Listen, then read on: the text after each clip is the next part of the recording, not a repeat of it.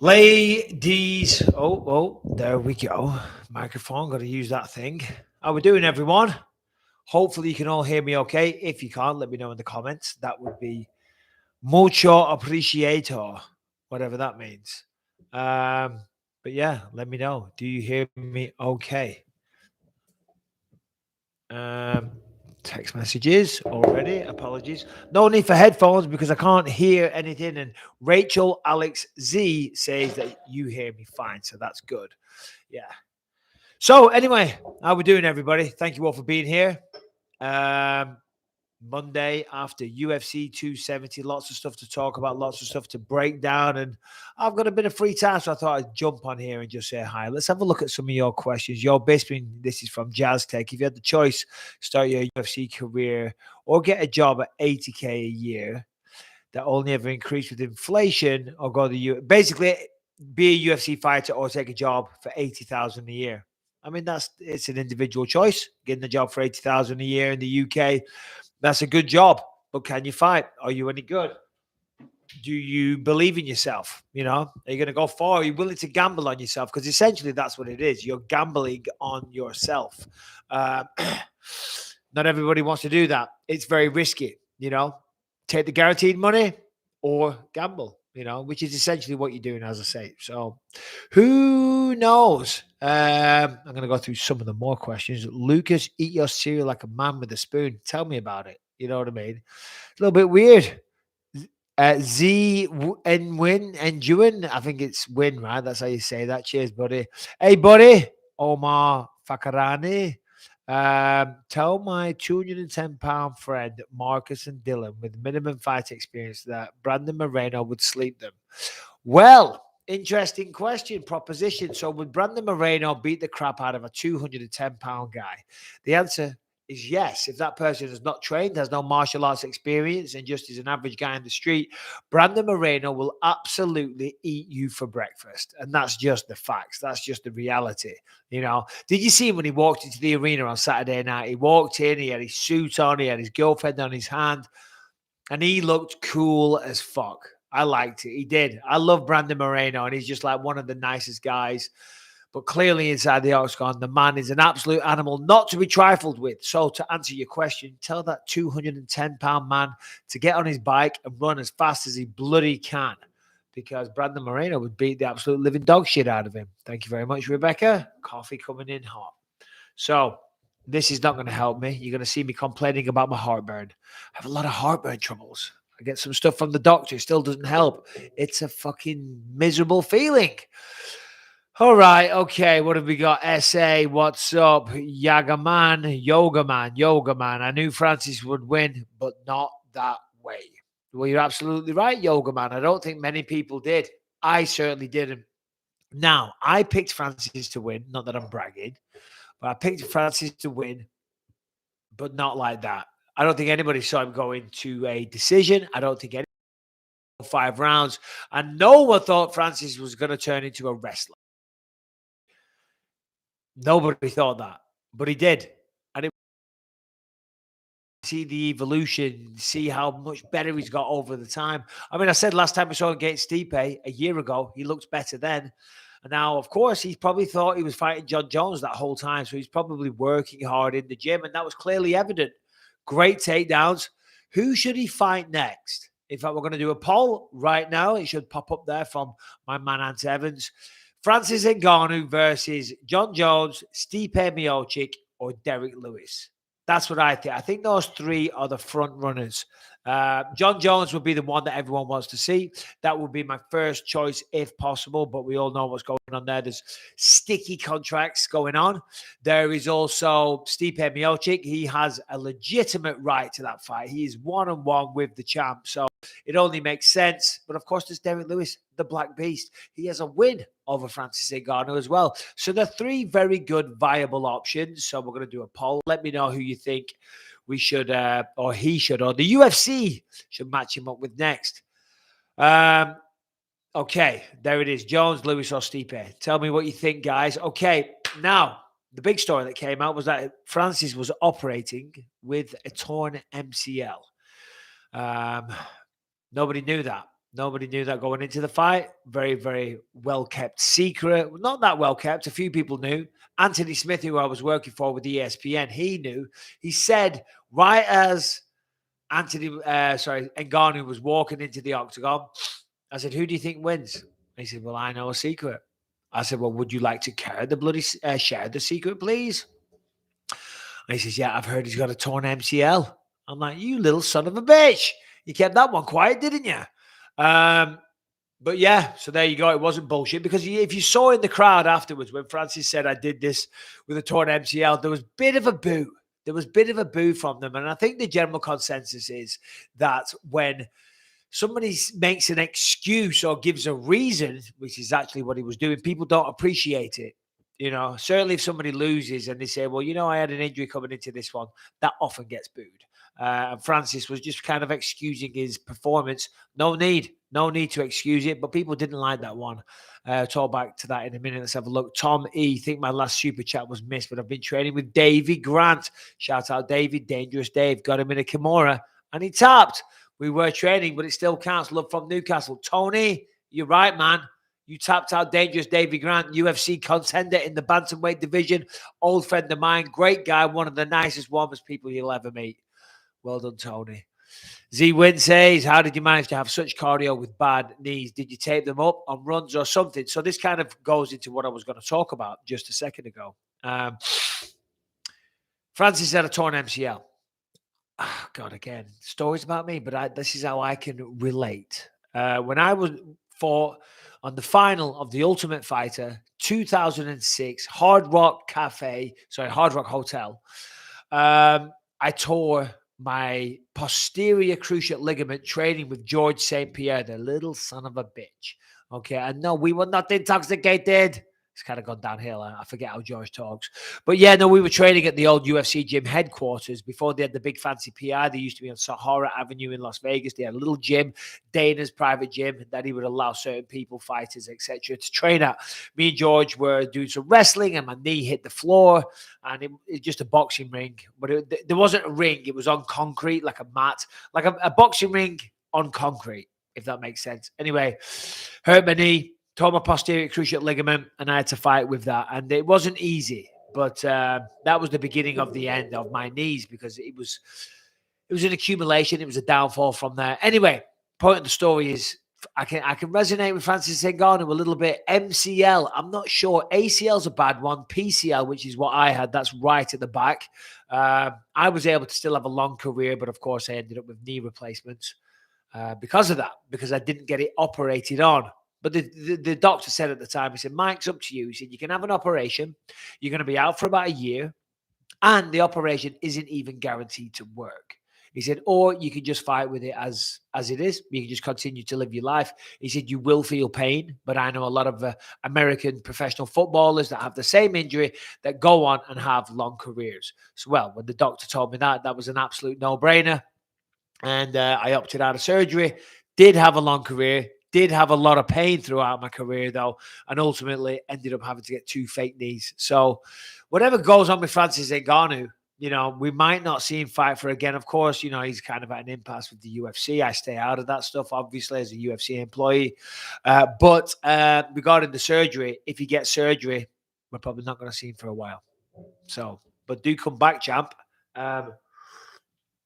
I did a video that's getting uploaded any minute now. It might be uploaded, where I break down the fight in detail and I talk about some of the techniques used and things like that.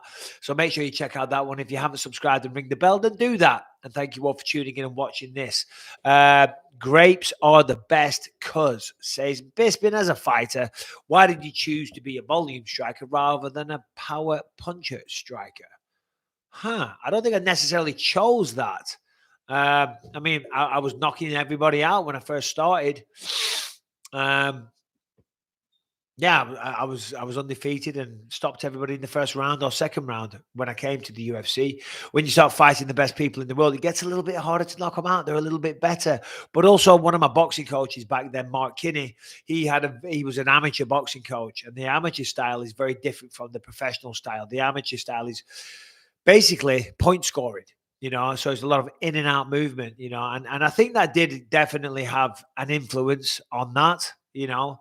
But I used to always enjoy fighting at a high pace and try and weaponize my cardio, get my opponents really tired. And when they get tired, they make mistakes. But I had a lot of knockouts, mate. I had a lot of finishes in the UFC. So why did I want to be a volume striker? I mean, I tried to hit them motherfuckers as hard as I could every time. Just sometimes they don't fall down, the wee bastards. They just don't fall down. All right, let's have a look at the chat then. What are we saying? What do you think of Arnold Allen versus Dan Hooker? Boom. Huge fight in the UK coming up March 19th. Big fight night on its way. Rebecca, we need sandwiches. That's what someone's saying. Keith Gordon. But Arnold Allen, Dan Hooker, this could be a coming out party for Arnold Allen. If you've got any UK people in the house, Arnold Allen, I think on a 7-fight win streak, he's kind of a similar story to Leon Edwards in many ways. He's on a tremendous streak, but he's not as well known. Now, Leon Edwards is a little different. He is a big, big star in the sport of mixed martial arts, and he's getting his title fight against Leon Edwards. But for Arnold Allen, and what a fight that is, by the way. And what a fight card that is shaping up to be in London. Arnold Allen versus Dan Hooker. People are going to know who Arnold Allen is after. To Arnold Allen. Can you shout out my dad, the grumpy? Charles Elliott's dad, you grumpy fucking toad. Dominic Cruz versus Jose Aldo. That would be a great fight. Hi, Mike. Always love your analysis. And it is an honorary Ecuadorian. What do you think of Michael Morales? Well, Michael Morales, if you don't know him, Saturday night comes from Ecuador. Again, I shouldn't do that every time, but I do. But it's a song that I used to listen to in England. Let's have a look. Michael Morales. I mean, I could just do this, couldn't I? Because I do my research, unlike Dominic Cruz. So what I do is when I research a fighter, I put it all. There's Alfie, bless him. And then there's a cracked screen as well. I dropped my fucking phone last night and it's all cracked. Not a big deal, I hear you say. And it's not. It's just time consuming. Got to go down to Best Buy and all that stuff. It takes fucking hours. Anyway, when I'm researching a fighter, I always put the notes in my iPhone. Notes. So I can access them at any time. Let's take a look at Michael Morales. I mean, look at these. These are fighters' names. Oh, you can't see just one after the other. No, Michael Morales undefeated, coming from Ecuador. His parents are fantastic martial artists, judokas, if I'm not mistaken. Yeah, he's got a bright future. Jamie Webster says, is headlining the UFC London. Is the headline of UFC London the one that you were expecting? You were excited about a rumor the other night? I was, and it's not happening. The rumor that I heard, and I'll just say it. The rumor that I heard, and I was dubious, but I heard it from a credible source. The rumor that I heard is that they were going to do Leon Edwards versus Kamaru Usman as the main event in London. And I was like, holy shit. I was very excited for that one. But of course, as we know, that's not happening now. And it didn't really make sense anyway. Kamaru Usman is one of the biggest stars in the sport, and he commands a heavy price tag. With it being a fight night, there's no pay-per-view dollars being generated. So I did find that a little curious. And of course, it was incorrect. Anyway, so there you go. Thanks, Jamie. Jay Storm, hey, champ. Wish me and the wife could have heard you commentating on Saturday. She's a catch. Could you let Brittany know her husband, Jesse, loves getting to watch fights alongside her? Oh, well, that's nice. Brittany, your husband loves watching fights alongside you. I would have liked to have commentated that as well, but I didn't get a chance. Vikram, what do you think about Dana White not wrapping the belt around Francis? I mean, I don't know what's going on there. I don't know what, It's a tricky one, isn't it? I'm gonna stay out of that one. I like my job. Do you know what I mean? I don't know the ins and outs. Would you do that, though? I don't know. Did you see Said Nurmagomedov fighting for a title in the near future? I mean, Said Nurmagomedov is a very, very talented man. Very talented man, 135, I believe.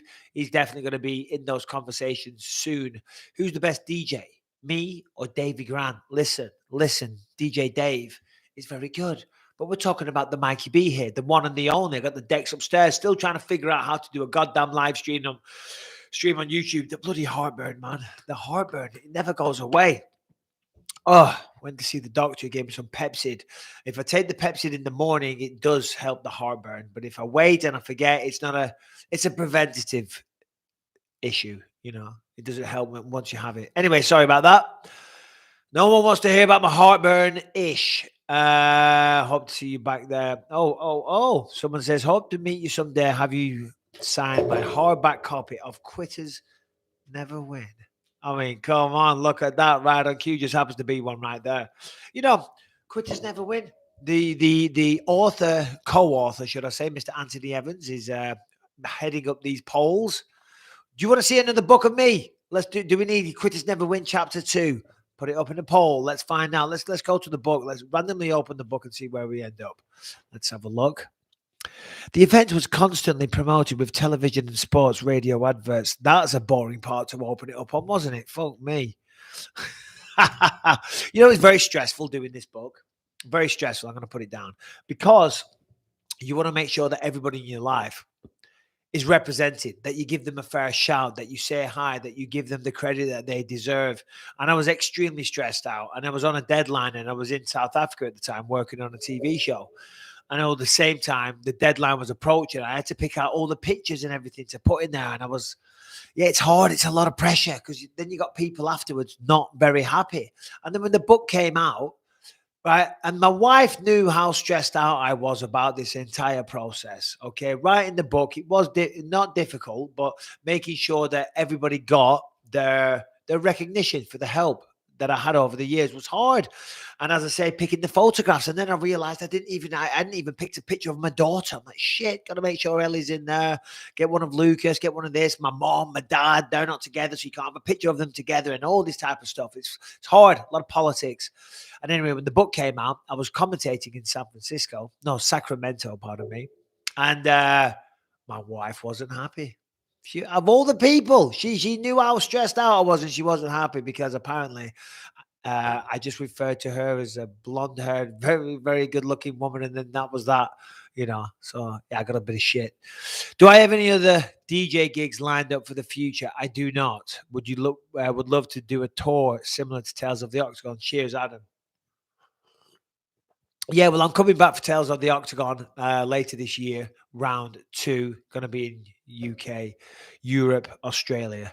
Dana said there's more to come in the UK. Perhaps we could see a pay-per-view later in the year with Leon versus Kamaru. The rumor could still be true. Well, if it is, I've just let the fucking cat out of the bag, haven't I? Nice one. Thanks, Dinlow. Hey, I didn't know. I didn't do it on purpose. That would be fucking awesome. That would be great, wouldn't it? Oh, God, how good would that be? And you never know. They did a pay-per-view with UFC 204 when I fought Dan Henderson. Shit, I've just ruined it. Apologies. What else have we got? Do I think Amanda Nunes has a chance against top prospect Anita Handjob from Indonesia? Anita Handjob? Really? Come on, that's the level we're going at. David, if you need a hand job, get yourself over to Thailand, pal. They'll take care of you pretty quick. No offense to all the Thais out there. Anyway, let's go back to some of the nonsense that you people are talking about. What did we think about the win over Brandon Moreno by Figueiredo? Who do you think won that fight? Ant, stick a poll up. Let me know, guys. I would love to know, who do you think won that fight? That fight between Figueiredo and Moreno was sensational, wasn't it? It was the big show-stealing moments came from Figueiredo, and that's why he won the fight. He tried to get a lot of takedowns. You could see the influence from Henry Cejudo. The wrestling was better, and a lot of the times he didn't complete the takedowns. Certainly completed a few, that's for sure. But even though he was just going in, grabbing the single leg, trying to get to the double, he was keeping Moreno guessing. So Moreno didn't know what he was going to approach with. And then, of course, he dropped him on a few times. Now, in boxing, as we know, if you drop somebody in boxing, that automatically becomes a 10-9 round to the person that dropped the other one.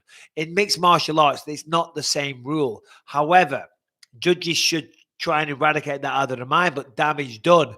It's not a rule that you automatically win the round, but it's damage done. Damage scores, and of course we're human beings. So in a close fight, the person that had the big show-stealing moments, the guy that was dropping him multiple times, taking him off his legs with calf kicks, which was a beautiful move, they're what count, and they leave a lasting impression in the judge's mind.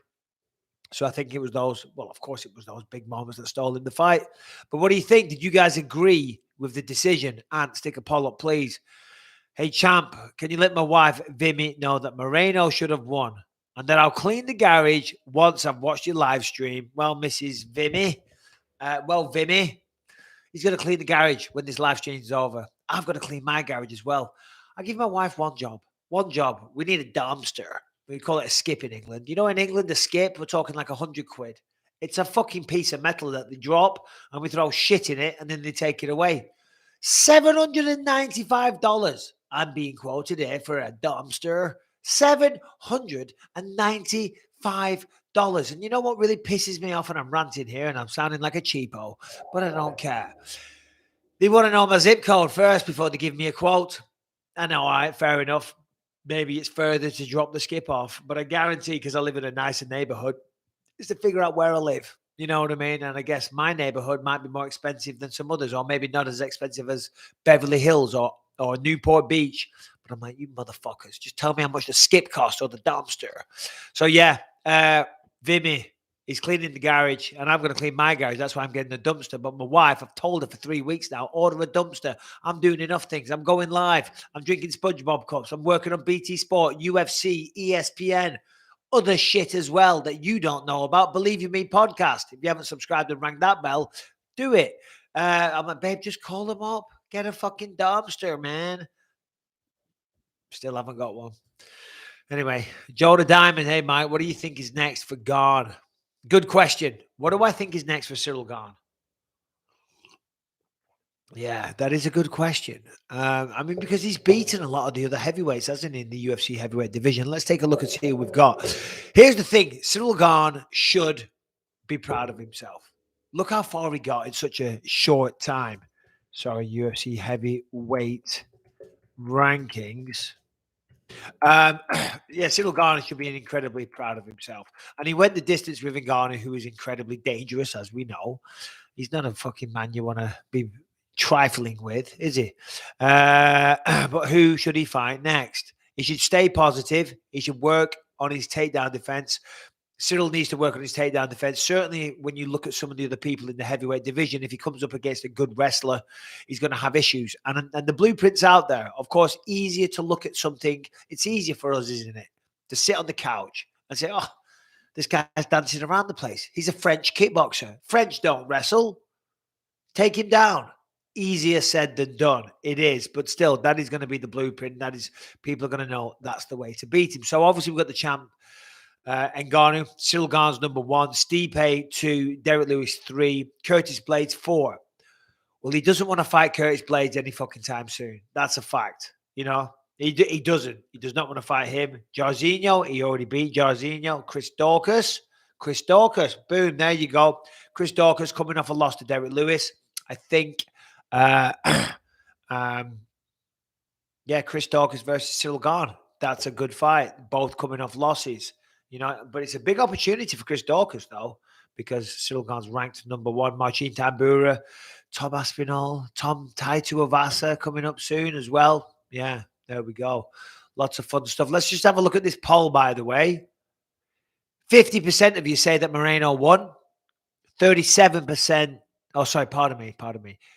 50% say Figueiredo won. 37% Moreno, and 13% had it a draw. Yeah, and I agree with that. You know, it was a close fight. I think if I was going to give it to someone, I'd give it to Figueiredo. So I agree with the 50%, the 37%. I get your angle. And a draw, hey, it's not the craziest thing. They fought to a draw already. The thing is, after Moreno and Figueiredo, they've had 3 fights now. We still don't know who the better fighter is. You know, they are so evenly matched. So they are going to have a quadrilogy. Now, I talked about this in the Believe You Me podcast. So if you saw this, apologies, but still. I loved what Figueiredo said straight away. He said, let's do it down in Mexico, which is great. But then he kind of did a backtrack on that at the post-fight press conference. They should do it on that Brazil card. There's a Brazil card coming up in May, I believe. There's Charles Oliveira fighting Justin Gaethje potentially, but there's definitely Yuri Prohaska and Glover Teixeira. Okay, so there's potentially 2 fights on it already. I say throw Moreno, Figueiredo on that card down in Brazil, mainly because it's got to be a quick turnaround. It's not fair on the rest of the flyweight division. There's a lot of great fighters in the flyweight division that are itching to get a shot at the belt. But of course, there's still unfinished business. They are 1-1-1 3 times, 1 apiece and 1 draw. They have to go again. It's a logical thing. And they were all tremendous fights. Nobody's going to be mad to see them go a 4th time. But it's a little bit out of order on the rest of the people that are working their asses off and trying to get a shot at the belt. So I would say put it on that Brazil card because it's in May. It's not too far away. In the meantime, Kai Kara France and Askar Askarov, I believe they may be fighting. And the winner of those could take the winner of that one. So yeah, that's what I would say. Hilly91 says, hi, Bisping. From Australia, mate. Love you. Got a question about if Dana White's Contender Series. Jonas Barhino. He looked impressive. Won by a head kick.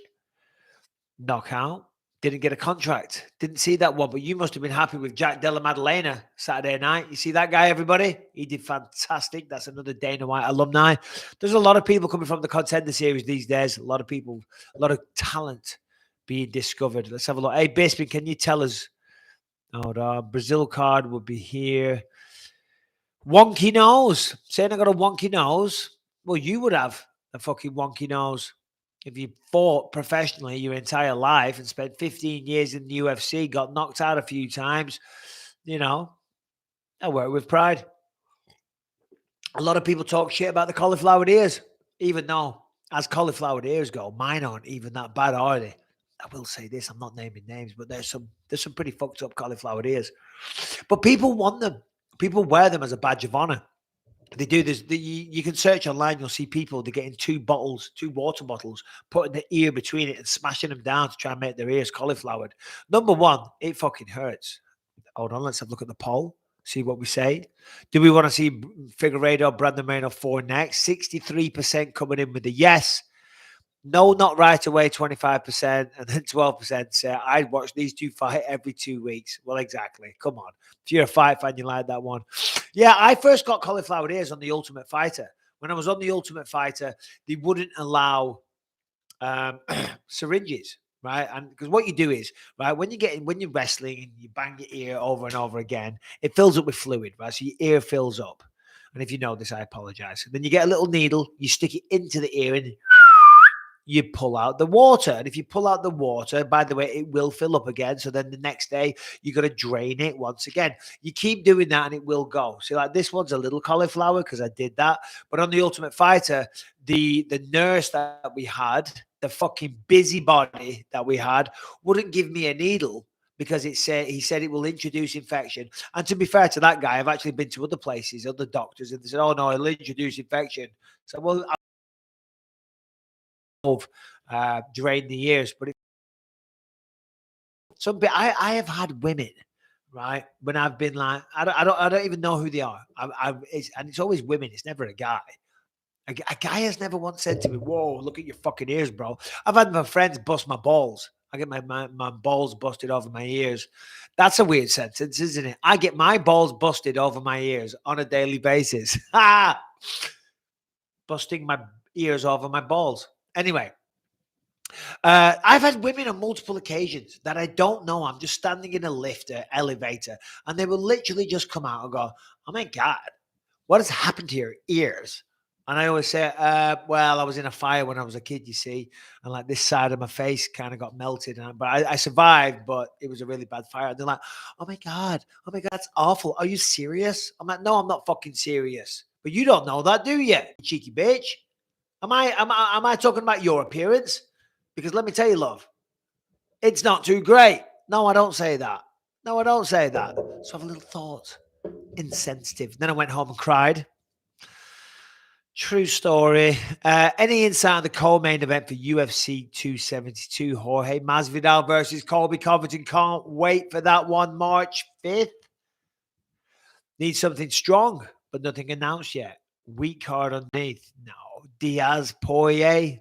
Well, Diaz and Poirier, what is going on with that? I hope that fight happens sometime soon. And by the way, shout out to everyone for being on here. 2,070 people. Much appreciated. I know it's a weird time. It's a Monday. I didn't do any content yesterday. I did a little video earlier. That'll be dropping probably now. So keep an eye out for that one. As I say, I got deep on the main event on Saturday. I talk about Francis Ngannou, his wrestling and all the rest of it. So check that out. UFC 272 and put a poll up. Who should we have? Who would we like to see on that fight? Diaz versus Poirier, Tony Ferguson versus Michael Chandler. Oh, think of another one. Volk KOs Aspinall. You think so? Alexander Volkov knocks out Tom Aspinall? I mean, maybe, maybe not. We need build better. We need better build up for Colby versus Masvidal. Well, to be fair, the pay-per-view just finished at the weekend. It's Monday. I'm reviewing it today. So the build-up hasn't started yet. Do you know what I mean? You are right, but it will come. Trust me. That is an insane fight. Colby Covington versus Masvidal. It's great to see. Great backstory. Those two motherfuckers hate one another. So that'll be good. So yeah, the UFC 270 just finished. People are still flying home from it. You know what I mean? I think the UFC can be forgiven if they're not hyping up 272 just yet. Michael, this comes from Dakota Hancock. Are you going to commentate UFC Columbus? Yes, I am. I've got tickets and would definitely like to meet you and maybe get an autograph. What's next for the flyweights? Well, I am going to be in Columbus, Ohio. I go to London a week before the March event, and then from there directly to Columbus. So, mate, I'll do a live when I'm in Columbus. We'll figure it out. Come say hi. Come see me. So there we go.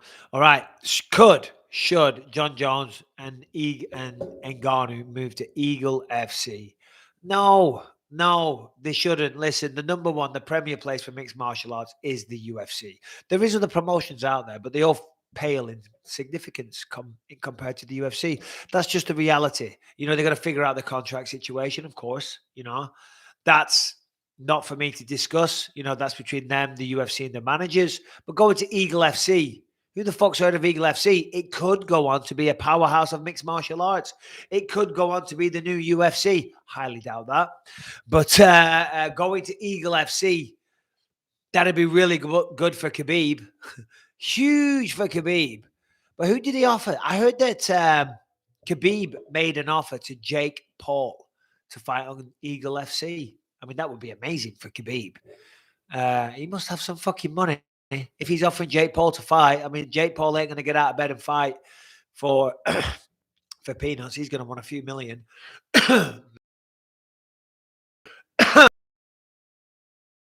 He's gone. Also, according to Jones, he was going to show up to 270, but said, right now, I'm on a perfect training routine. Don't want to disturb it for anything. No need to flatter these big boys. Well, if that's what John Jones said, then it certainly appears that he's training for something.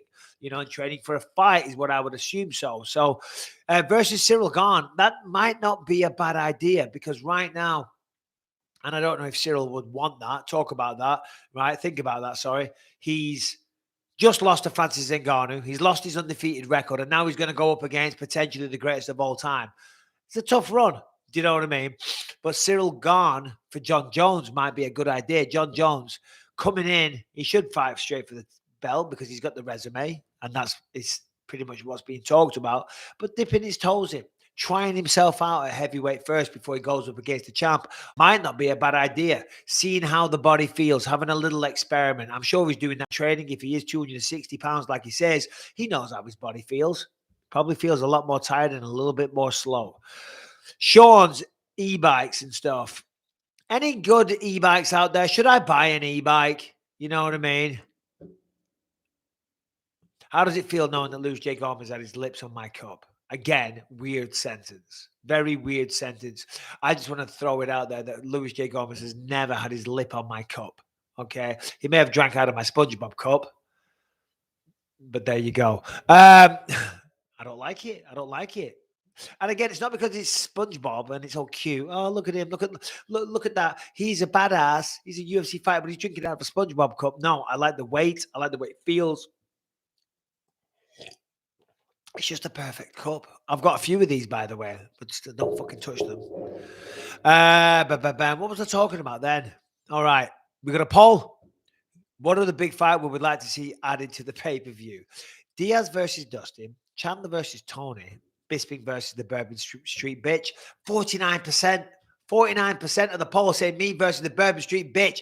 Bourbon Street bitch, hit me up. In fact, what am I saying? He's been hitting up my wife again. He's been DMing her. Your wife's in my DMs. He's been doing that all the time, the little fuckwit. And he's been DMing Harrington from the Believe You Me podcast because I offered him $1,000 if he'd come and fight Harrington. Now he's trying to claim that $1,000. And I'm like, if you show up, I can't promise that I won't beat you up. Fucking sucker punch me in front of my kids. And I laughed. I'm joking. Anyway, stick some more polls up, Ant. What do we want to know? Let's have a look. I'm going to go down to the chat, see what you guys are saying. Because I like answering your questions more than anything than me just rambling on. And I was talking about, what was I talking about before? Cauliflower ears. Yeah, people want them. I don't know why. What are the big fight? Well, we went through that one. How are you, Mike? I'm fine, thanks, Luke. I hope you're well, buddy. I would pay $100 pay-per-view on the Bourbon Street bitch pay-per-view. Yeah, so would I. Mike, your wife is TKO on my phone. I don't know what that means, but I'm assuming it's some kind of insult. Who is the best commentator now? John, Joe, or DC? John Anik, Joe Rogan, Daniel Cormier. Well, John Anik and Joe Rogan are two very, very different roles. Joe is a color commentator, so therefore he talks about what he sees and gives experience and talks about what they need to do better and how to get out of this technique and just paints a picture of the action that's happening. John is the play-by-play guy. John, being the play-by-play, literally calls out what happens there, and then he does the official intros, he does the sponsor reads, he does a lot of heavy lifting. The play-by-play guys do a lot of work. They do, they have a little bit more pressure on them than us. We just literally have to call out what we see. By the way, talking of which, MMA Fighting did an article last week talking about the best and worst commentators. And it was a stupid hack job of a piece. And Jesse on Fire, if you go to that YouTube channel, he does a great video. It's about 30 minutes long, and it's fucking hilarious. And anyway, these pricks over at MMA Fighting, and I like MMA Fighting as an outfit, but this article that they did, they talked shit about all those commentators, right? And they said their dream team would be John Gooden from England, who's great, by the way. Brian Stan, who was great, but he's retired. And Snoop Dogg.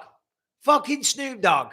So if you read the article, he goes on talking shit about us, about how sometimes DC gets a little bit too crazy and off the cuff, and how maybe sometimes people aren't researched enough or whatever like that. But this motherfucker in his dream team, he's throwing in Snoop Dogg, who knows fuck all about MMA. Yeah, it's laughable. Joe Rogan is incredible. As Jesse on Fire said, he pretty much invented the job of being a mixed martial arts commentator. It wasn't around before the UFC. This was the first one. And Joe still does a great job. I just feel like people just love to hate on people. Joe Rogan's doing incredibly well. If you've ever seen him do stand-up comedy, the man is fucking hilarious. He's a great guy, by the way, when you meet him in person. He's always very warm and friendly. He's a great guy. I've never had a bad interaction. Of course, he's making tremendous money over at Spotify with his podcast, which by all accounts is the biggest show in the world now, bigger than any TV show, bigger than Howard Stern. So that's fucking incredible. And I think he's on $100 million per year. Not the deal, per year. So all you fucking haters, take that and stick that up your ass. So now everyone's talking shit. Now, okay, there's some stuff on his podcast that people probably disagree with, like, with the vaccines and all that type of stuff. And I don't agree with everything he says, but you can't fucking talk about that. And then because of that, because his views don't align with your views, automatically he's a shit commentator. Because he's not a shit commentator. He's just not. You know what I mean? All right. That guy in the sky. Hi, Mike, the live stream. Can you give a shout out to Darren? Shout out, Darren. He's currently driving Ashling from Cork to Dublin for work. Safe journey. Also, check out Love, Love, Love by those guys. All right. Well, Ashling, drive safe. Could you see John Jones versus Gone? Already did that one. Here's a good one here. Well, I don't know, but it just popped up. I wouldn't mind having alternate commentary on different streams and having the people vote on their favorites. Also, do yoga every day. Hey, let's do this. Let's do this. How much does Snoop Dogg know about MMA? Not much. Nothing. Fuck all. Fuck all comes in with a whopping 54%. Do that. Don't do that, Anne, because that's just like me looking for do that. Everyone brings their own style. There's no right or wrong with it. You know what I mean? I do like Felder as a commentator. Felder's great. Rogan's awesome. John Jones versus Francis predictions. Ooh, who do you think? Stick a poll up, Anne. Who do we think? John Jones, Francis Ngannou. Who would win that fight? It's tough. I don't want to disrespect the champ, but I can see John Jones winning that fight. I can see John Jones winning that fight or getting knocked the fuck out. It could be one or the other. You know what I'm saying? So it's hard. And alternate dreams on the commentary. Fuck off. Well, you don't like it? Well, don't watch it.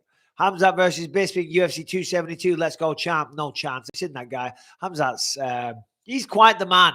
Hamzat is quite the man. I'm telling you right now, I think Hamzat's going to fight for the belt against Kamaru Usman. In fact, let's have a look at the poll here. What have we got? Johnny Bones versus Big Francis, 60-40 in favor of Johnny Bones. And, and I agree with that, for obvious reasons. He's probably going to be quicker. He doesn't hit as hard, though.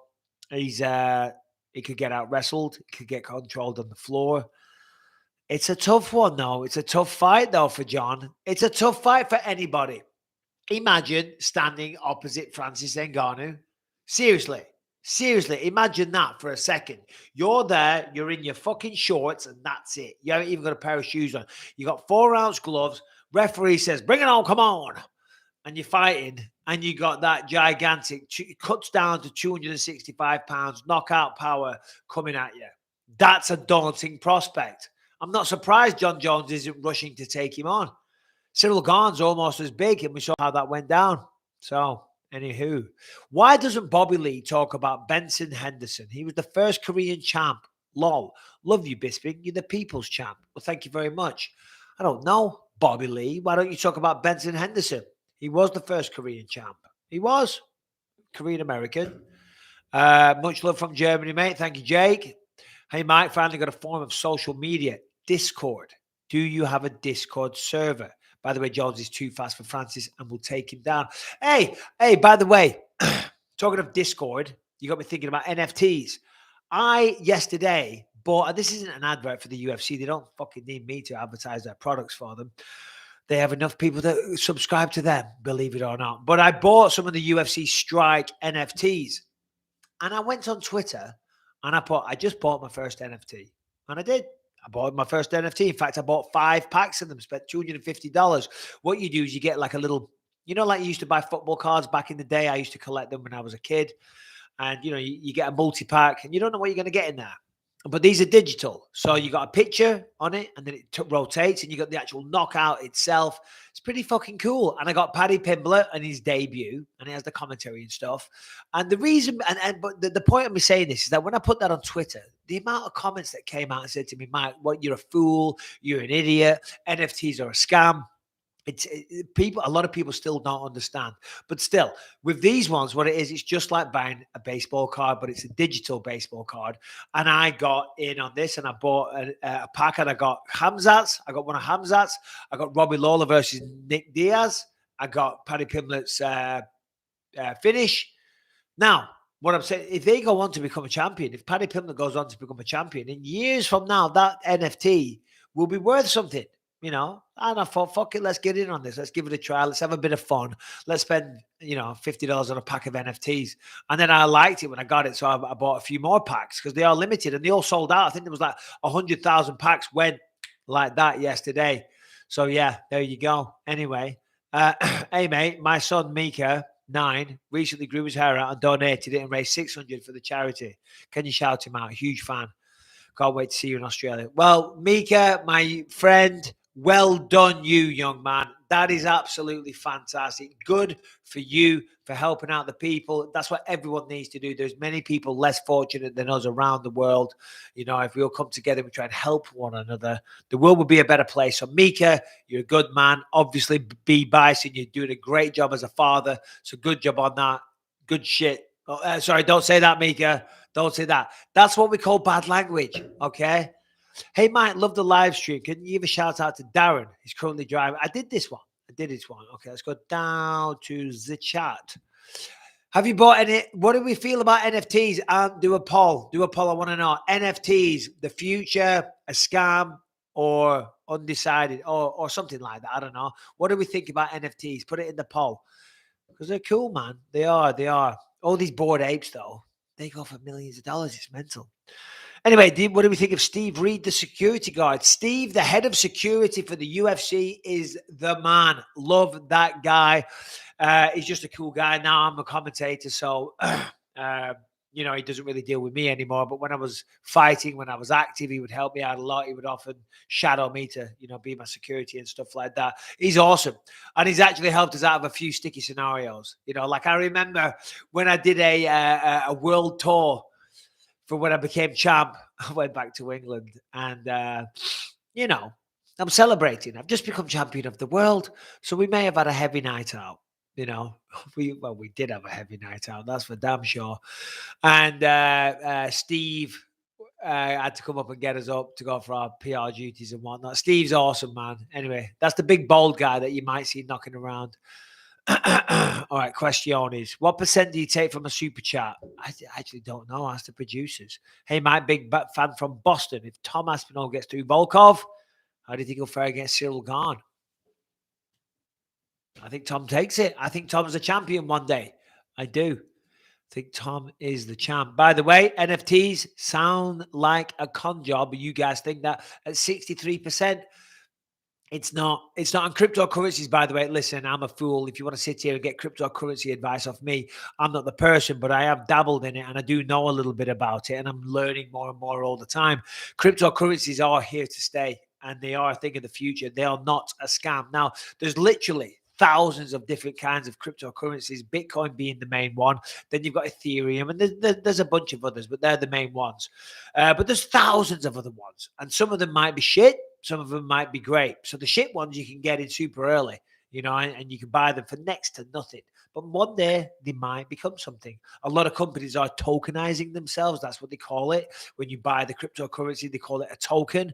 But it ain't a con job, man. It isn't. Now, there might be some companies that are trying to sell you cryptocurrency and their coin is nothing, but the concept of cryptocurrency and certainly NFTs is not a con job. It's not. But I understand why people think that because we don't understand. And humans, what they don't understand, they fear. But I still don't, I ain't no fucking expert. I can't sit here and lecture. I have very entry-level knowledge on it all. But I'm learning. Hey, Mike, big fan. You're a legend out the cage. Thanks for the memories. Well, thank you, Habs Rule 33. Just released a huge NFT of my next dump. Will I buy it? Well, you sound like one of my former training partners. It was disgusting. He used to send me pictures of him when he's taking a shit all the time of the actual feces itself.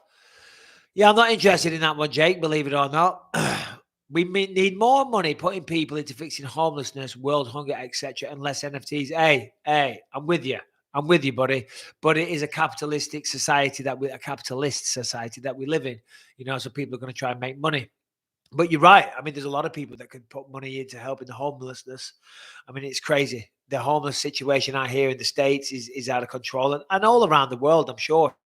In Los Angeles, I mean, you go there and you go to 6th Street. They call it Skid Row. Not a very nice term. Fucking hell. It's depressing, man. It really, really is. It's a bad thing and we do need to help them. More needs to be done, 100%. All right. Okay, let's go down this chat. Let's you into radio retirement. My connection is unstable, it says. There we go. We're back. So my connection was unstable, but it was not. It's fine. Mike, have you ever been to Keighley? I haven't been to Keighley, but my mate's dad is from Keighley. Bisping, if Francis Ngannou really fought with a fully torn MCL and a partially torn ACL, then he deserves everybody's respect as a fighter and not just a knockout artist. Your opinion?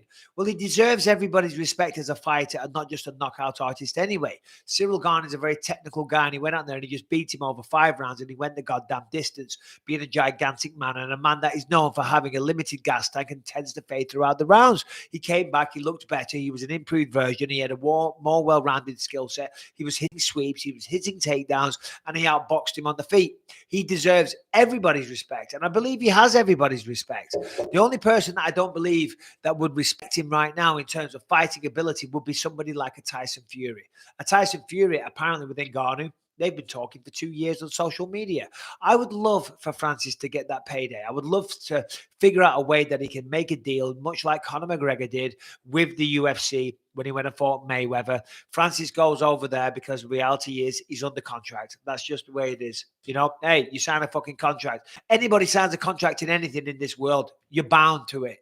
That's the way it goes, rightly or wrongly. He signed the contract. Hopefully he can find a way, though, where he can go and box Tyson Fury and get that big payday. And it would be a spectacle. It would be something. You know, it really would. A lot of people would love to see that, you know. But unfortunately, he's in a contractual situation. And when you're in a contractual situation, the contract determines what you can and cannot do. But Tyson Fury will not be giving him much respect as a boxer. That's just for sure. Because Francis is extremely powerful and clearly as well rounded at his skills as a martial artist.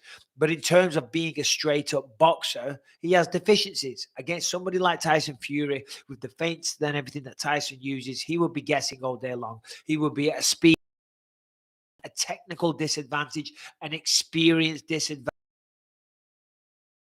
going 3 12-minute rounds.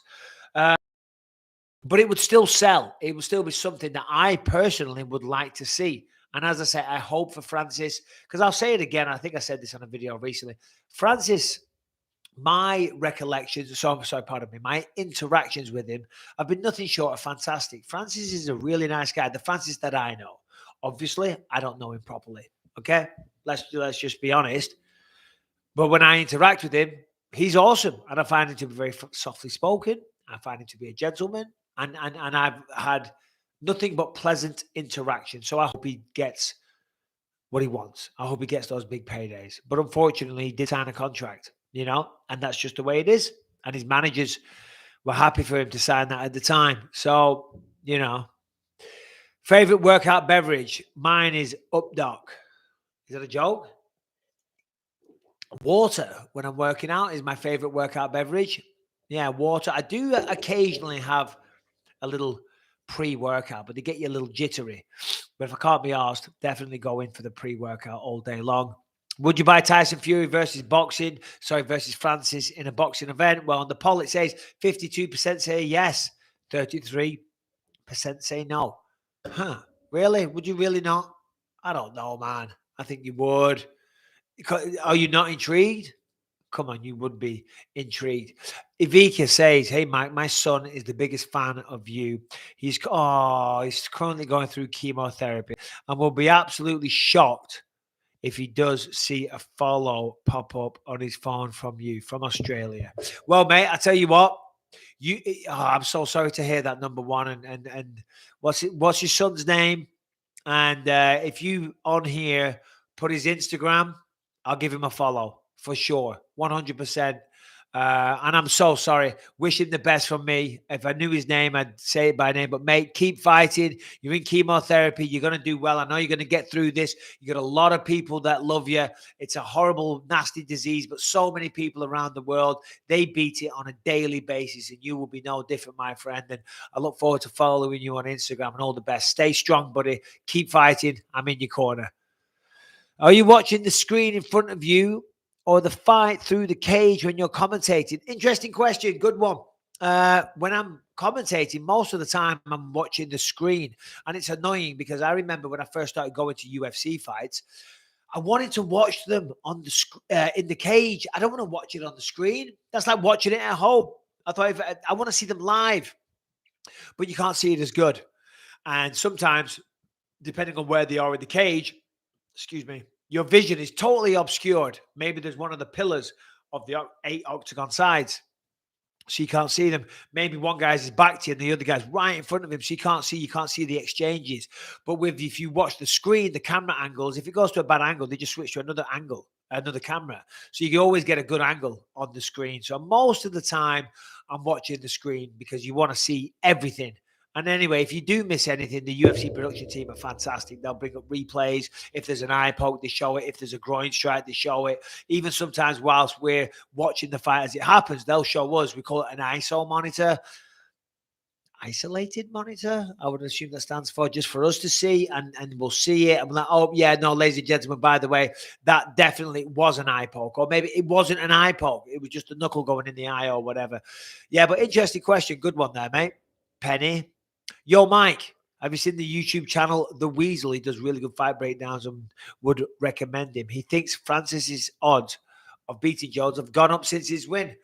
Well, I am subscribed to The Weasel, but I never watch. I never see them. That's why you got to ring the bell. I guess I haven't rang his bell. Don't ring many guys' bells. English slang for you there. But let me see. Yeah, of course his chances have gone up. He just beat Cyril Gane, a guy that a lot of people thought he'd lose to.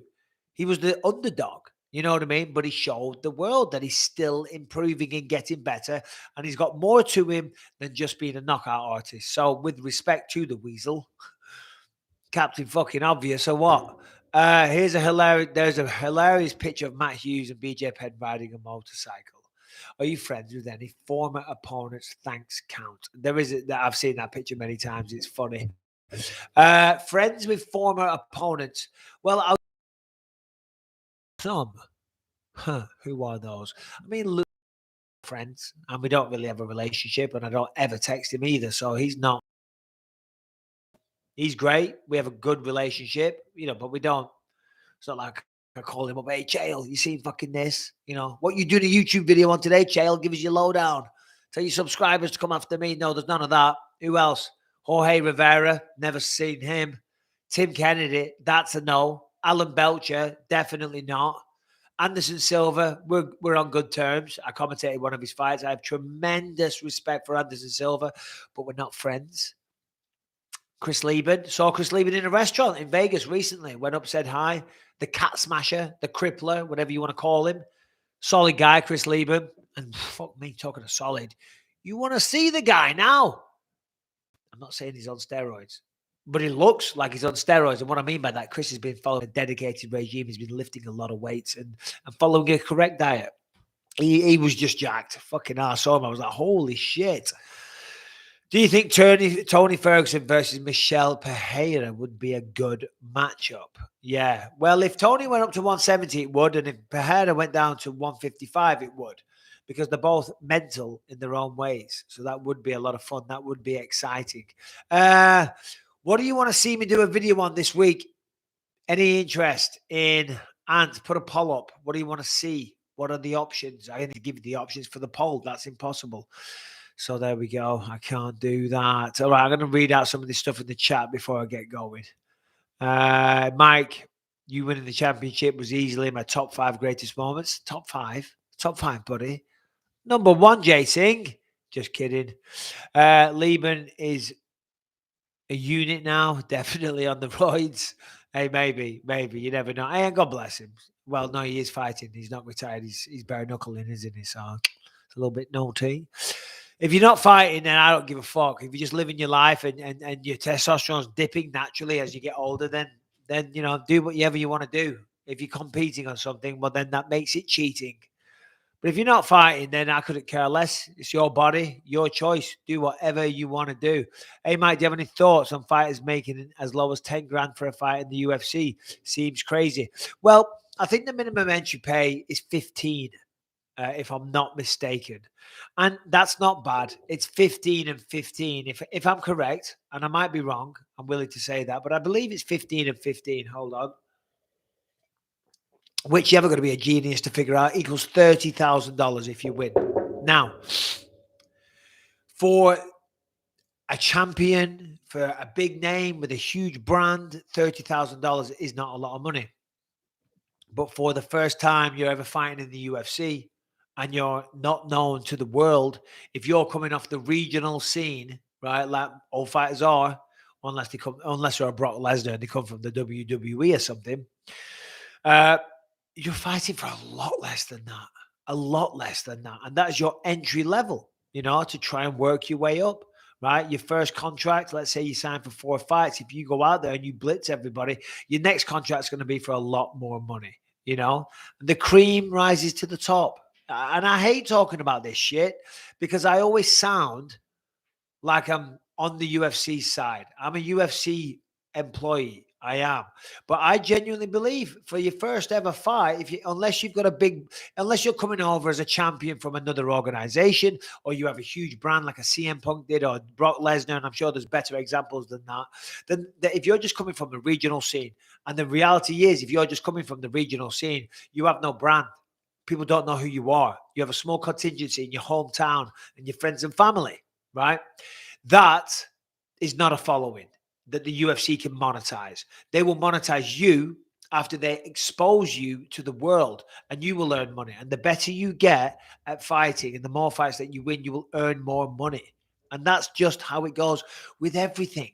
And when you compare that to boxing, and I'm serious, when you compare that to boxing, it is much, much better.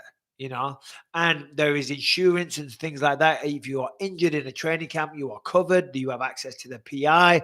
You have your weight cuts, your nutrition taken care of. You compare that to boxing. There's none of that in boxing. Of course, the upside in boxing is if you become a champion of the world right now, that's where you're going to make the most money. Unless you're Conor McGregor or one of the huge superstars of the sport. There is some huge superstars.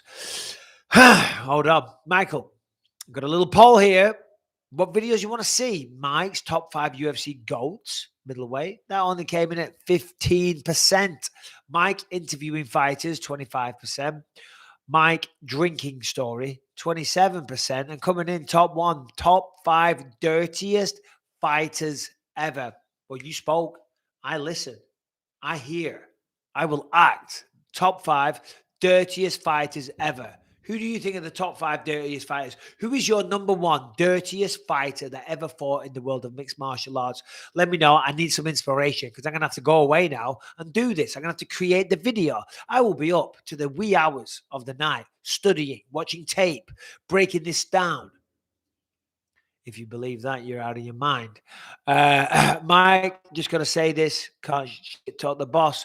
Well, no, incorrect. I actually do feel like that. 30 grand for your first fight when you're not known and you're coming from the regional. Let me tell you, I was on $1,000 to fight as champion, and I was on £1,000 a fight. Okay, and then I got to the UFC and I did very well, and I had to work my way up. And maybe because I had to do that, maybe that's why I feel like that. You know what I'm saying? Because I had to do it the old-fashioned way. It's like anything in the world. When you first start, you don't start at the top. That's just the way it goes. That is just the way it goes. What do you think about Sugar Sean? What do you think Sugar Sean is missing that Conor had? He was billed as the next Conor and hasn't done much wrong, but it feels like he's missing something. Well, come on, hold on. Last sip, gone. By the way, Dan Henderson's in here in the chat, and it's not Dan Hendo, it's just some dickhead. I doubt very much that Dan Henderson knows how to turn on a computer, let alone fucking log YouTube, and let alone send me $5 to make a comment. No fucking chance. No way. His fingers are so creaky and old, he can't fucking type. He says, though, sorry for UFC 100. Love you, Mike. Oh, you, Dan? Are you really sorry? Taking steroids, didn't cheat, Oh, I'm sorry for UFC 204, you old fuck. I'm going to beat the crap out of you. Did get me with 2 punches at the start, though. What we were talking about a minute ago. What was I talking about? I forgot. There was a question, though, that someone had. Second time asking this question. Gremlins appreciate your opinion on Full Reptile. Dan Hardy and his thoughts of protege Josh. Reckon he could be Ian Gary. All right, well, that guy in the sky, I appreciate the question, but unfortunately, I don't know who you're referring to. Josh, his protege Josh. I don't know Dan Hardy's protege. I don't know Dan Hardy's fucking anything. I don't know his girlfriend. I don't know his fucking mother. In fact, I met his mother. I went to Dan Hardy's. Me and Dan Hardy used to train with each other when we first started in MMA back in 2004. And we both trained under this guy. And there was Paul Daly as well. So there was me, Paul Daly, and Dan Hardy. And I went to Dan's house once, just real quick, his mum and dad's house after training. A lot of teddy bears. A lot of teddy bears in his bedroom. Not talking shit. There was a lot of teddy bears. And, you know, for a guy like Dan, it's a little surprising. You know, the mohawk and all that shit. Loves a good teddy bear. Nothing wrong with teddy bears, though. Come on. Good eye, Mike. From Australia. Did you notice that Jack Dellamano looked a bit like Conor? Oh, that's what we were talking about. Sugar Sean O'Malley and what he's missing. Well, I don't think he's missing anything. Sugar Sean O'Malley is doing incredible things. We know this. He's taking over the sport. He's always fighting on pay-per-views. He's chipping away, and now he's ranked in the top 15. He lives in America. The crowds are essentially American with a lot of, you know, obviously there's Mexicans, Brazilians, English, whatever, people that travel in. So you don't notice the support as much. Sugar Sean O'Malley has tremendous support. When Conor was first, you know, when he first came to the UFC, it was all about the traveling Irish army. You would see the flags and all the rest of it. And let's be honest, there's a huge Irish population in America. You know, pretty much everyone claims to be Irish, you know, so they support him. Same with the Italians. A lot of Italians here. Marvin Vettori should be leaning into that a bit more, I think. But no, O'Malley's doing great things. When did you realize you could have a legit fight career? What fight did you look in? What fight did I look to be inspired by? No one. No one. I didn't know about MMA. I didn't know about UFC. I didn't know anything. All I knew, I could fight. And I wanted to make some money. And that was all I knew, you know. And I hit up my old sensei, the guy that I was telling you about that I used to train with Paul Daly and Dan Hardy. I hit him up. He used to be a lecturer at Nottingham University. So I sent him an email on this old email address. I went to the university's website and I found an email address for him. And I sent him this email. And if you've read my book, you've heard this. Anyway, he called me up one night and told me all about the UFC. And I'd never even heard of it. Well, I'd heard of it, but only in passing, certainly knew nothing about it. And I said, fuck it, let's go. Let's go, baby. And here we are. I'm doing fucking lives. Is there anything wrong? And this is the poll that this fucking ant, you prick. Is there anything wrong with teddy bears in a grown man's bedroom? Yes, stupid question. No, let the man have a hobby. You're undecided on this. 49% say there's nothing wrong with it.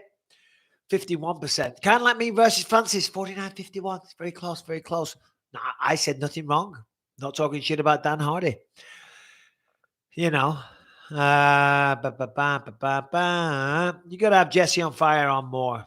Yeah, well, we had him on twice in the last month. Hey, Mike, did you and Lewis fall out on tour? We didn't fall out on tour. No, but he just, you know, things move on. Things move on, mate. It was... you know, there was something that went on, but not on tour, before tour. He let me down. He let me down in a big way. So there you go. But it is what it is. I wish him the best. He's doing good things. He's doing another podcast. He's got 1 million podcasts coming out his fucking head. So, you know, no bad blood as such, but we just, you know, went our separate ways. Conor versus Nate trilogy, definitely got to happen. Lols, his heart broke. Hardest punch I ever took. I answered this one on the last live, unfortunately. Prime Bisping versus Marvin Vettori. Be a tough fight. Marvin's a fucking tough guy. Crazy chin, big power. What's the closest you've been to Chattanooga, Tennessee? Woo, woo. I don't know. Where should I go in America? Right? I've been to Las Vegas. Been to LA. I live here pretty much. Cracked by the Beverage Street. Bitch, I want to go and in Montana. Then something came up with work and I couldn't go. Montana? And let's do a poll. Where's the best place I should go in America? Because I want to go out and see this beautiful country. Should I go to Utah? There's like a big national park there. I want to see the nature. Yosemite, Utah National Park, or Montana, because I'm going to go to one of them really soon. I want to go to Yosemite. I want to go see the giant redwoods. I mean, it's only like a 6-hour drive, which is a long drive, to be fair, but I could do it in a day. I want to go see those. All right. Mirko Morozek says, I'm 14 years old and it is my dream to be a professional fighter. How can I get to the point where I can make a career out of it? And what tips can you give me? Well, for you, young man, and for anybody else wanting a career in combat sports, you got to start. If that's really what you want to do, and be honest with yourself, do you think you can do it? If the answer to that is yes, then go for it. Okay, roll the dice, bet on yourself. But you've got to be prepared for some hard work. You got to be prepared for some sacrifice. Unless you've got people around you that can sponsor you, that can help you out financially, it's gonna be hard. Unless you, mom and dad, have money, it's gonna be hard. There's going to be hardship. There's going to be sacrifices. Not to mention the training alone can be hard. But you're only 14 years old. So ignore everything I just said because that doesn't matter right now. You're living at home with mum and dad. Go down your local MMA gym, your martial arts gym, your jiu-jitsu gym. You should be doing jiu-jitsu and you should be going to an MMA gym or a boxing gym and just doing as much as you can. Have fun. You know, have fun. You're 14 years old now. It's going to be a while before you fight. But you should be doing some amateur tournaments. Do some amateur tournaments because that will get you used to that game day, that fight day feeling, right? And it gets you used to the anxiety. That's where a lot of people fail. A lot of fighters are very technical. They're very good. They're very physical. But they can't control the mind. The mind takes over. They start doubting themselves and they fall apart. So good luck, mate. All the best. Hey, Mike, what did your dad do in the army? Did he ever spend any time in Aldershot? I don't know if he spent any time in Aldershot, but I can tell you that my dad, he was in the Queen's Lancashire Regiment. He was a sergeant major and he was a sniper. Yes, he was a sniper and he's got some crazy army stories. In fact, that's the number one thing my dad loves to talk about, and I love to hear him as well. And I always tell my son Callum, when you're with my dad, just sit and listen and soak him up. You know, learn about your granddad and learn about what he went through. Served in Northern Ireland. He went all over the world. But yeah, he was a sniper, which is a pretty grim thing to do. You know, but hey, that's what you do when you join the army to a certain degree. Let's be honest. So, I was born in Cyprus because we were on an army base. You know, so I don't remember it. I've never been back to Cyprus. Want to go back sometime. Well, what was it called? What was it called where I was born? I forget it. Assisi? No. That's St. Francis of Assisi. What's it fucking called? Narcia? Oh, fuck, I don't know. Gonna get a narcissist joke there, aren't we? It's on the tip of my tongue. Anyway, thoughts on Dylan Dennis versus the Chocolatier at Eddie Bravo Invitational BJJ event. I don't like discussing Dylan Dennis because he's a total dildo. Hey, Mike, what's one improvement you would like the UFC to undertake? One that would change or elevate the UFC?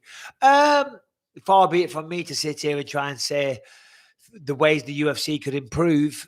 You know, they've done a pretty good job without me. But I would like to see a 195-pound weight class. From 185 to 205, it's a 20-pound jump. And for me personally, and of course I'm being selfish, going from 205 to 185 used to kill me. Talked about this on the last live. But I think they should do that. You know, there should be a weight class every 10 pounds. 20, 35, 45, 55, 65, 75, 85, 95, 205. Heavy. You know, but hey, it ain't my company. All right, everyone says I should go to Montana over Utah National Park. Well, I'm going, baby. It looks amazing. It does. I watched that movie that was set in Montana. What was it called? Power of the Dog. Did anybody see Power of the Dog? Started off really good. Benedict Cumberbatch. Is that his name? Benedict Cumberbatch. He's great. What an actor he is. Fantastic actor. If you haven't seen it, watch it on Netflix. The second half was boring, though. It dragged out. He's an incredible actor, but like they could have moved it on a little faster, you know. Did anybody see Power of the Dog? What do we like? Yellowstone or Power of the Dog? Anyway, hey Mike, what's one improvement? Just did that. Hey Mike, can you shout out my friend? His name is Let's Go Brandon. Let's go, Brandon. There we go. There you go. You happy? You get your little shout out, my little fuck Joe Biden. Not a political guy, can't even vote. So, don't crop that out, you little bastards. Third time paying for this question. Well, I apologize. What fighter did you look up to be inspired? I didn't. I just answered it before, Daniel. There was no one. There was nobody. I didn't know about MMA. I didn't follow the sport. So there was no one that inspired me. I didn't really follow boxing either. I didn't really watch sports, I was lost as a kid, and then I found some friends and they became really important to me. It was all about just hanging out and, whatever they wanted to do. When I was starting martial arts, that was good for me because I found. So then, I was all about martial arts. I was kind of obsessed with it. But yeah, in terms of fighting, nobody looked at martial arts as a way to make money back then. I used to go to a lot of tournaments, but it wasn't anything you could do to make money. It was just totally amateur. So yeah, no, Daniel, thank you. Machine Cult, appreciate you chat to the camera for our viewing pleasure. Love your insights. Well, thank you, Machine Cult. I appreciate you too as well. Well, we've been going for about an hour 15. I'm going to bang out of here soon. Let's have a look at the, should there be a 195 division? 71% of you say yes. Yeah, I mean, it seems like a no-brainer, but I'm sure there's other reasons that I'm not taking into consideration why there isn't. It's, I think it would be good though. It would be good. Hey, champ, any tips on getting my body in shape after years of alcoholism? Sober now and just don't know where to start. You're a legend. Shout out from Glasgow. Well, Mark McGinley. I mean, you're from Glasgow, aren't you? Do you know what I mean? So fucking you guys love to drink. And to be honest, in England, in Britain, we do, don't we? But well done, because it is a slippery slope. And I'll say this, alcohol is the worst drug on the fucking planet. It's terrible. It's terrible. It really is. And it's so socially accepted. I myself, I wouldn't say I have a struggle with alcohol, but I drink too much. I'm not an alcoholic, but I wish I drank less. I'm just being totally honest. I wish I did. You beat it. You were an alcoholic and now you're completely sober. So good job. Tips for getting your body in shape. We'll go back to the alcohol chat in just a second. But tips for getting your body back in shape. Well, don't go too fast. Don't go too quick. Take your time. Join a local gym. You know what? If you're looking for workout routines, go on YouTube. Everything's on YouTube. You know what I mean? Don't fucking unsubscribe from this one though, but just type in there's workouts galore. If are you looking to lose fat? Are you looking to build muscle? Depends what you're looking for. Cardio. You want to do some cardio. It feels great. It really does. Start going for a run around your town, your little local village. Get out there, get some fresh air, put one leg in front of the other. Take the dog for a walk. If you're looking to build some muscle, go online. Just type it in. Bodybuilding or weightlifting routines. There's a ton of stuff out there. There's a ton of people to follow. If you are looking to lift weights, a guy that I know, Mike O'Hearn, give him a follow on Instagram. He's always posting stuff. Go on YouTube. Anything you want to know, go on YouTube. There's always some video on it. Like in our house, I'll be honest, I'm not very handy. I don't really do much with the old tools. You know what I mean? I'm just busy. I'm busy. I am. But and I'm always out. I was always going to a training camp, going to training. I was in a country, I was fighting somewhere or out working, and the boiler would break, and Rebecca would be like, oh, the boiler's broken. I'm like, oh, fuck. It's going to cost us more money. And I never even contemplated taking a look at it myself because I don't know about fucking boilers. She goes on YouTube, finds a video, fucking does it herself with a screwdriver and a spanner. Do you know what I mean? So go on YouTube, buddy. Whatever you need on YouTube, a good job on not being an alcoholic. As I say, alcohol's the worst drug out there and it's so socially accepted, and that's the problem. I like it. I like to unwind in the evening, but I don't get drunk. I never get drunk. Occasionally, if we were going to a wedding or whatever, I might end up a bit tipsy or whatever. But I don't really go out and get wasted or shit-faced like I used to do. I'll have a couple of beers. I live in California. Life's been good. I've got a nice house, got a swimming pool. I like to go sit out there, in the summer, 6 o'clock. I've had a hard day's work. Have a nice beer, maybe another one, and a glass of wine when I go to bed. But that's it. I don't get drunk. I don't want to drink because of, because I love beer, and I do enjoy wine, and occasionally a cocktail, a margarita, maybe a little bit of tequila, maybe a vodka, I might get myself into whiskey and scotch. You never know, but tequila, Do love a good tequila. Anyway, Paul Olsen, is your son looking to get into MMA and will I support it? Well, Paul, I've answered this question a lot of times, so I'll be quick. I would support him. Of course, my father always supported me, but it's not something that I think he's actively thinking about. He's doing a master's degree at college. He's a smart kid. He's very switched on, and he's hopefully going to go places. Okay. And hopefully with that, he won't feel the need to have a career in mixed martial arts. However, I would also be incredibly proud of him. I really would. So whatever he wants to do, he's his own man. He's 20 years old. I think he wants to have maybe one or two, get his feet wet, But I said, if you do it, I'm fucking training you. And I think that might have put him off. Israel says he got his purple belt. Congrats, Israel. That's fucking awesome. Well done, mate. By the way, you train with Sean Brady. That's good. Good guy. What else we got here? Hey, Mike, what fight or specific age do you think you're at your absolute prime? Who, me? Me? I was at my prime at the end of my career. The problem was I only had one fucking eye and I had no knees. But mentally and physically and skill-wise, I was at my prime at the end of my career. I didn't retire because I couldn't do it anymore. I didn't retire because I wasn't able to fight. I retired because I started having problems with my good eye. If you've read my book, it's in there, and the documentary that's coming out soon, you'll see it. But I was in Shanghai. I just got caught of Kelvin Gastelum. Remember, I took a fight, very short notice after losing my belt to George St. Pierre. And I thought, I want to get this taste out of my mouth. So I fucking heard on the radio that Anderson Silva had test positive for steroids again. And they're looking for an opponent. And it was like 10 days out or something. I said, fuck it. I called Dana. I said, I'll do it. And he's like, what are you talking about? I said, yeah, Dana, I'll do it. Come on. And I thought I could beat him. I had no business being there. Anyway, I got clipped. I got dropped. And we were in a nightclub. And every time I looked left, and then when I looked back, I got a flash of light. And I was like, what? Whoa, that's weird. So I looked left. When I looked back, flash of light. And every time I did it, I would get another flash of light. And I know from obviously having all these problems with this eyeball that hold on, get it back. I know the warning signs, and I know potentially what a detached retina can look like. And I was freaking out. I was very, very, very, very, very worried. Doctors had told me not to fight. They said, Mike, if you lose your other eye, you're going to go blind. And I always thought I knew best. And I always thought lightning won't strike twice. So I threw caution to the wind and I continued to fight. And I did very well. And I became champion of the world as well. And I had some of my biggest wins. My best year, 2016, was by far the best year of my career. But I was on borrowed time. And then when that happened with Gastelum, and I was like, the flash of light.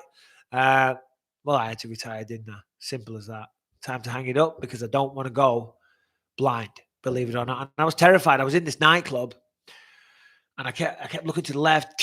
I kept getting these flashes of light, and I could feel myself about to start crying. I could feel myself about to start crying my eyes out, and I thought, I've got to get out of this nightclub.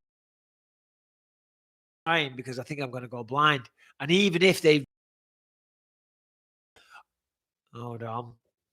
Do you guys still hear me? There we go. I just got a notification that the Wi-Fi was shit. In fact, I'll turn the Wi-Fi off. That should help. No, and I thought, to be fair, even if they repair the retina, I'm still going to have a few weeks, a month or so blind whilst it recovers. So I was terrified. So I said to everybody, I said, oh, guys, I'm just going to use the toilet. I'll be back in a minute. Pretended I was going to the toilet, left the club, just managed to get into a taxi before I exploded, crying my eyes out, feeling very sorry for myself and just thinking, fuck's sake, everybody told me, everybody warned me, everybody said, the doctors, all my friends, they're like, Mike, don't do this, you're pushing it too far. And I knew better. And the self-loathing that I was going through was unbelievable. I fucking hated myself. And I went back to my hotel room.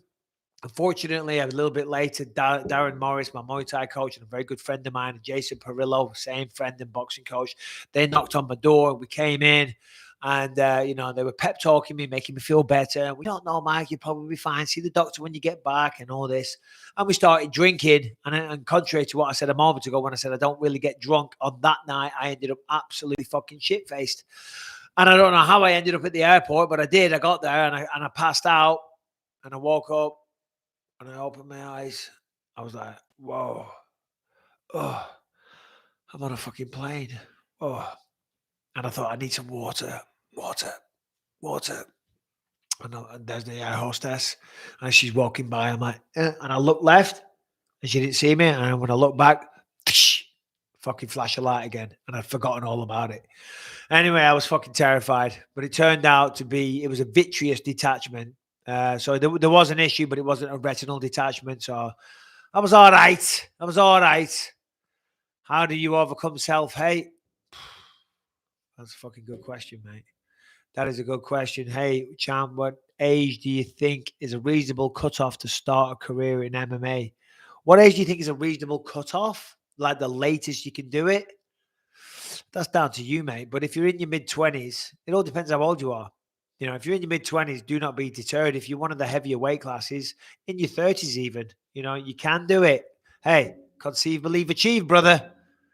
How do I overcome self-hate? With great difficulty. Because believe you me, there's plenty of it there. Believe you me. Everyone thinks I'm, yeah, anyway, whatever. We'll leave that one there. Do you think Paddy will do an Anfield fight eventually? Well, wouldn't that be awesome? It would be awesome. But come on, slow our rolls. He's beat Luigi Vendramini, and now he's fighting Kazula Vargas, not Jared Gordon.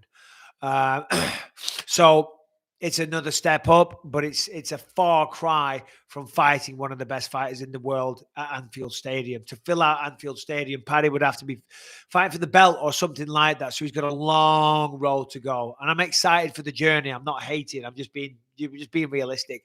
He's got a long road to go yet, but he's got the potential. He might do it, you know, and I'm really excited to see the run, the ride, and be there for it. You know, that's a great thing about this sport. Seeing them when they start and seeing where they end up, you know. Best wrestler I ever fought, Matt Hamill. Best wrestler, Ryan Gallogly. Best wrestler I ever fought, Matt Hamill. Fucking hell, that was a tough fight. That was a tough fight in London. Threw me around like a fucking rag paper doll, didn't he? Hey, Mike, you've been warned. You have been warned not to speak about John Jones by John Jones. Will he be kicking your ass now? Have I been warned not to speak to him? I never saw that. I never saw that at all. Tough shit. Can't fucking censor me. I like John. And I think John likes me. Last time I saw John, John came over. We had a big hug. We got a picture together. I like John. I don't like some of the things that he's done, though. You know? That's the facts there. But as a fan, as a fight fan, watching what he does in the octagon, of course, I'm a fan of that. How nice was it that the UFC event was down the road? It was great. I loved it. Down the fucking road was awesome. Aaron from the UK, can you tell me a story about Grimsby Town? I can't tell you a story about Grimsby. Volkanovski versus Oliveira would go. I mean, that would be a good fight, wouldn't it? And you never know. If Oliveira defends the belt one or two more times and Volkanovski still has the belt at the same time, that's not a bad fight. That's a good shout there, my friend. Good job on that one. All right, listen, we've been going for 90 minutes almost here, so I will wrap up soon. But just trying to think what we can finish on.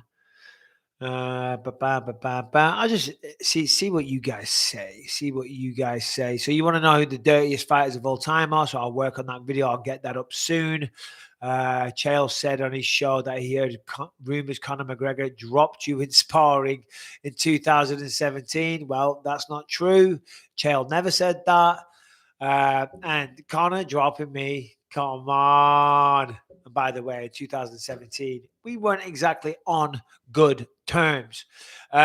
We were on good terms. We were on good terms until Conor McGregor was looking for a manager.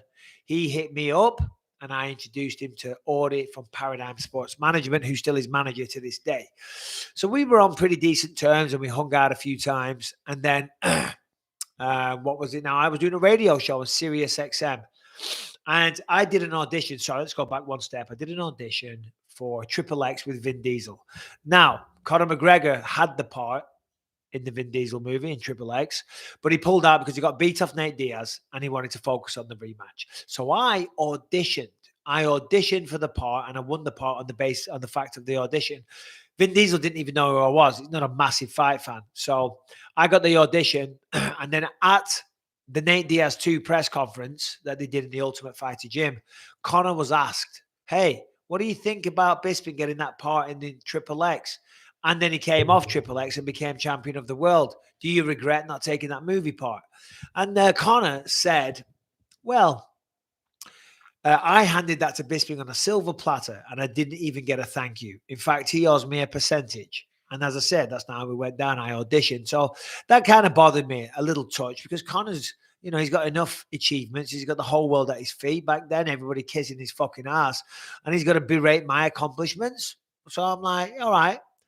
So then when I did this radio show on Sirius XM, we were predicting him versus Eddie Alvarez. And it was a bit petty of me. Of course it was. But it's those human emotions. You know, I'm only a human after all. So because of that, it was very petty. I picked Eddie Alvarez to win. I said, oh, yeah, I think Eddie beats him. And anyway, then I got a slew of abusive and threatening messages of Conor. I did. I won't go into details, but I fucking told him to watch his fucking mouth. That's for sure. So, yeah, anyway, there you go. That's the story of the great love romance between us two that finished. Anyway, why did Dana walk off? Ask Dana, mate. What do you think of the new guy, Barry McCulkiner? Barry McCulkiner. But I'm trying to see the joke in it. I know it's a joke. Barry McCulkiner. I don't get it. Is that a joke? Maybe he's a new guy. Mine would have been your game plan against Yoel. Smash his fucking head in. How's that for you? Thought Moreno's spinning hook kick to the legs. Andy Hug style. I know. Very creative. Very creative. I liked it. Mike beats McGregor 10 out of 10. Yep. Right now, retired, drunk, wasted, half asleep. That's why I said, hey, bro, recognize your weight class. You're a fucking featherweight. How quickly talk about your silver fight where your mouthpiece fell on the floor. Another time. Guys, appreciate you all. Thanks for tuning in once again. We've got a video on Ngannou and Cyril Gane, the fight, the main event. My breakdown, I'll go into specific detail on what was so good about Ngannou and what France and Cyril did well. So that should be on the YouTube channel right now. So if you haven't seen that already, go check it out. That's why I avoided the main event a little bit. But thanks for tuning in once again. Another episode of Michael Bisping Live on YouTube. I appreciate you. Subscribe and ring the bell wherever you are in the world, wherever you're tuning in from. Thank you very much. Enjoy the rest of your day, your evening, your night. Take care, and I'll see you soon.